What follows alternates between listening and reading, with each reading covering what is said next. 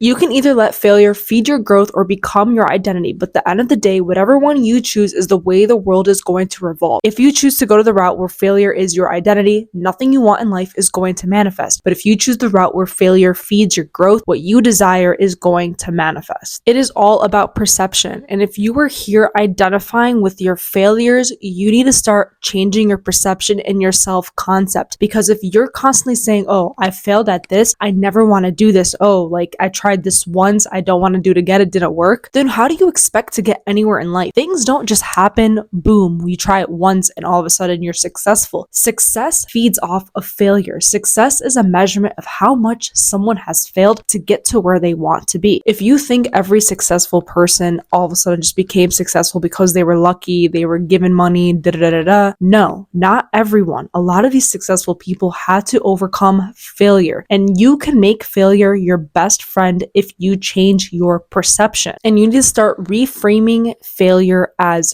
growth. Growth doesn't happen if you don't fail. There was so many things in my life that I tried once and I failed and it discouraged me and I gave up and never did it again. But then a few years later, I go back to the thing that I failed at and here I am, I'm good at it. And the reason why is because I failed the first time, I failed the second time, I failed the third time, and I go back to it. I went back to it. I'm like, you know what? I have the skills now. I'm good at what I'm doing, all thanks to my failures. And if you cannot see that and you cannot reframe what failure is and how you identify with it, good luck. Because I don't know how you're getting through life. And I'm coming here telling you guys this because I want to be that friend that tells you like, yo, you got to get your shit together because you are here identifying with your failures. Like, come on. Like, dude, you got so much potential. Why are you the one that's holding yourself back? All because you decide to identify with a negative emotion. Stop identifying with this negative emotion, detach from the negative emotion, take accountability, learn the lesson, and take action. Think about this. When you were younger, you learned how to ride a bike. How many times did you fail? You failed a bazillion gajillion times until you finally learned how to ride a bike without training wheels. The same thing applies to when you're trying to grow your business. You're trying to grow yourself as a person. For example, me right now, I'm trying to grow as a content creator. I'm trying to grow as a public speaker. Do you think I knew how to public speak? No. 3 years ago, I had the worst social anxiety. Now here I am, coming here, being my full authentic self, speaking to myself on a camera, and then speaking to you guys and translating that to you guys. Do you think I was able to do that 3 years ago? No. Why am I able to do it now? Because I kept putting myself in positions where I failed continuously at public speaking to the point where I could develop this skill. The same thing applies too. With my content creation right now, I'm trying to learn how to storytell. I don't know how to freaking storytell. And for proof for you guys, bro, I did a billion analysis on people who storytell on TikTok and how they tell their stories so I can do it to myself. I failed the first time at storytelling. I probably am still failing, but because I'm putting the effort, I see my failure. I'm like, you know what? My failure is telling me that I have a weakness. And with this weakness of mine, that means there is growth. Am I going to identify with this weakness and let this weakness become my identity? Or am I going to take advantage of this weakness and learn something that's going to benefit me for the rest of my life? And if you cannot see that, and if you cannot change your perception on that, everything that you fail in, anything that is a weakness is a point of growth, I don't know what to tell you, because I'm telling you right now, what else am I supposed to tell you? And again, like how I said in the beginning, success is a measurement of how much someone has failed.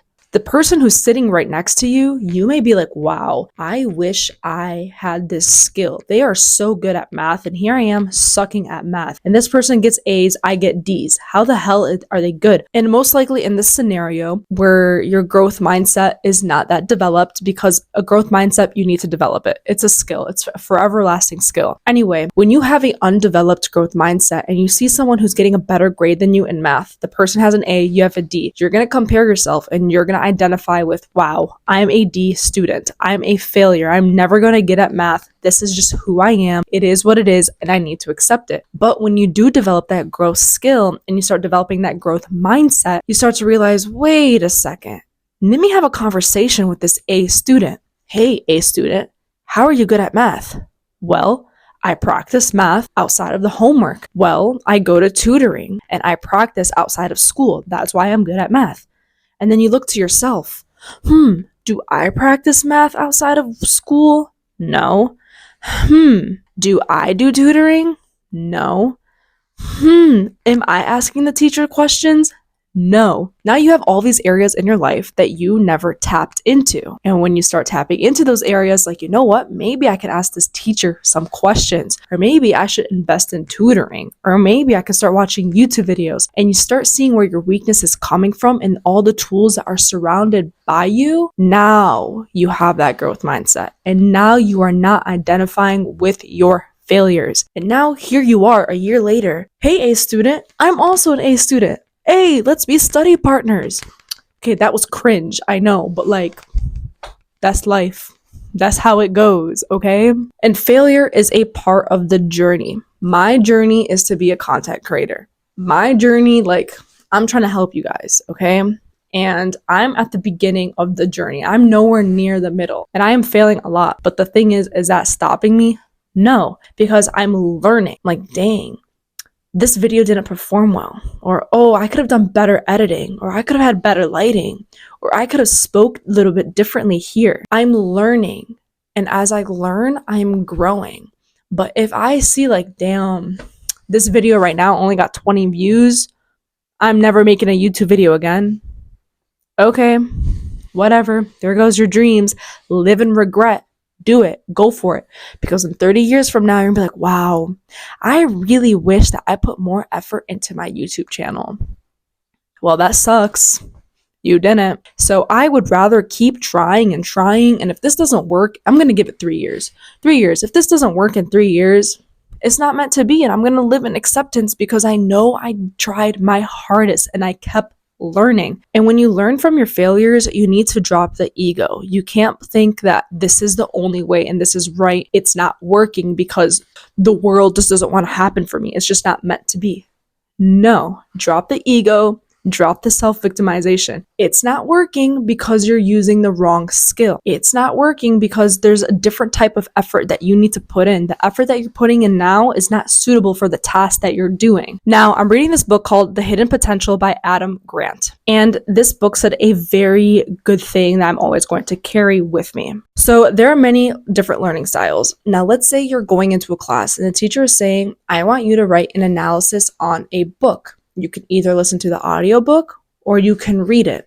And in this study, the author said that people who read the book, they got a better grade on the analysis versus the one who listened on an audiobook. The people who read retained more information. That is because that learning style is more suitable for that action of writing an analysis and to retain information. So back to what you're trying to do, your goals, and you putting effort into whatever you're doing. What you're doing might not be suitable for what the goal is for. A 6-year-old who wants to learn shapes, what do you think is going to be more suitable for them to learn shapes? Sensory learning, where they can feel the shapes, they can feel what a circle feels like, they can feel what a triangle feels like, or visual learning, they just see the shape on a paper. I'm going to say that if a child is holding a physical shape, they're going to learn it much better than just seeing it on a piece of paper. That is the value of changing the effort style. But if you are interested in that book, it is in my Amazon storefront. Link is below. I'm not sponsored by this book whatsoever. I just really like this book. And lastly,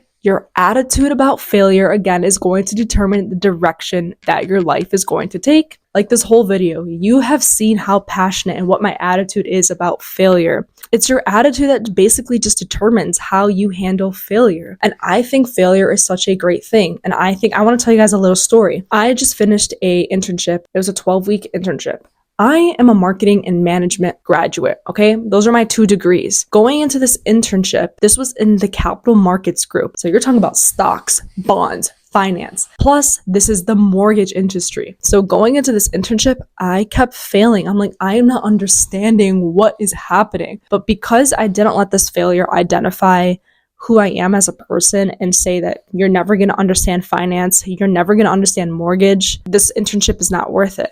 But I did the complete opposite. I went out my way to talk to so many people in the building to better understand what the mortgage is. I did learning outside of work to better understand what a mortgage is. I asked a billion of questions every time I didn't know something so I could better understand what a mortgage is and better understand the industry that I'm in. And if I didn't do those things, I would have identified as a failure and I would have given up on myself. But the thing is, I did not want to identify with a failure. I knew that I don't know nothing about this industry. This is what I got to do. And in order for me to learn something, I'm going to have to learn. So it's all about your attitude. Are you going to be grateful that you have the gift of failure? Or are you going to doubt yourself and hate the idea of failure? Other than that, thanks for watching. Let me know below if you have something that you're failing on and how you're overcoming it and what you're learning out through your failures, because your failures are always a learning experience. Change your attitude, change your perception, and you will get what you want.